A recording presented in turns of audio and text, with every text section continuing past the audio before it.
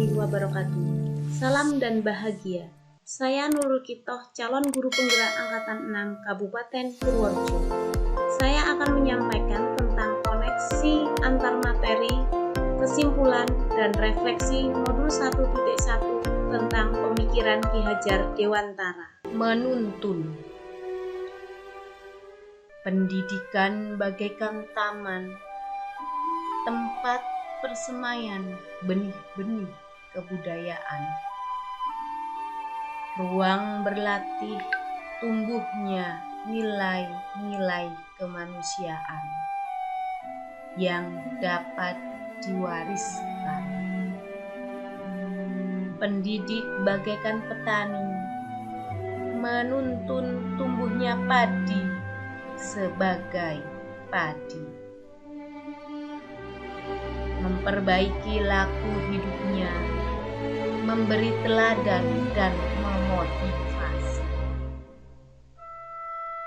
Anak bagaikan benih, disemai, ditanam di lahan. Petani menuntun, merawat, memberi pupuk, agar mereka mencapai keselamatan, kebahagiaan yang setinggi-tingginya. Kesimpulan dan penjelasan mengenai pemikiran Ki Hajar Dewantara. 1. Trilogi pendidikan, yaitu Ing Ngarsa Sung Tuladha, Ing Madya Mangunkarsa, Tutwuri Handayani. Ing Ngarsa Sung Tuladha artinya di depan memberi teladan. Seorang pendidik harus senantiasa menunjukkan kapan saja dan di mana saja keteladanan kepada siswa. Kemudian Ing Madya Mangunkarsa, yang artinya di tengah membangun keinginan, dalam hal ini pemberian motivasi, memposisikan dirinya seorang guru sehingga dapat menjadi teman dan juga menjadi tempat pada berangkat untuk berkembang menuju gerbang kesuksesan. Kemudian Tutwuri Handayani, yang artinya di belakang memberi dorongan, yaitu guru selalu mendorong pada peserta didik dalam mengembangkan bakat minat sesuai yang dikehendaki. Yang kedua, pendidikan yang menuntun. Seorang pendidik itu menuntun peserta didik untuk mencapai kodratnya. Yang ketiga, membangun karakter siswa sesuai kodrat alam dan kodrat zaman. Ki Hajar Dewantara mengingatkan bahwa pendidikan anak sejatinya menuntun anak mencapai kekuatan kodratnya. Jadi sebagai pendidik jangan sekali-kali menyamakan pendidikan anak di pesisir pantai dengan pendidikan anak di pegunungan, karena mereka mempunyai kodrat alam yang berbeda. Jangan sekali-kali menyamakan pendidikan anak di tahun 90-an dengan pendidikan anak di tahun 2000. Zamannya berbeda, oleh karena itu sebagai pendidik harus melek teknologi terhadap perubahan kodrat zaman. Yang keempat, penerapan budi pekerti. Perpaduan antara gerak pikiran, perasaan, dan kehendak atau kemauan sehingga menimbulkan tenaga. Dapat juga diartikan sebagai perpaduan antara cipta, karsa, sehingga menciptakan sebuah karya. Budi pekerti yang dimaksud bahwa pendidikan itu bisa memanusiakan manusia menuju perbuatan yang baik. Selanjutnya, apa yang saya percaya tentang murid dan pembelajaran di kelas sebelum saya mempelajari modul 1.1. Sebelumnya, saya adalah seorang guru yang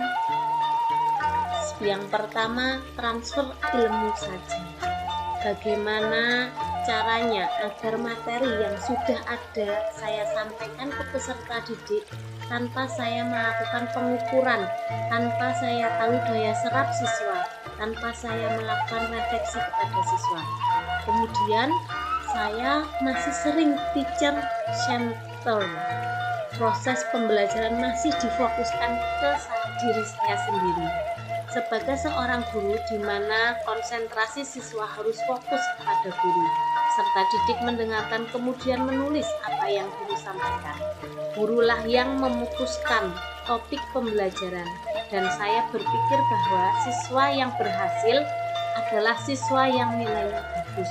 Jadi saya selalu pusing ketika siswa banyak yang mendapatkan nilai jelek, dan saya berpikir bahwa mereka malas-malasan atau apakah mereka tidak bersungguh-sungguh dalam pelajaran.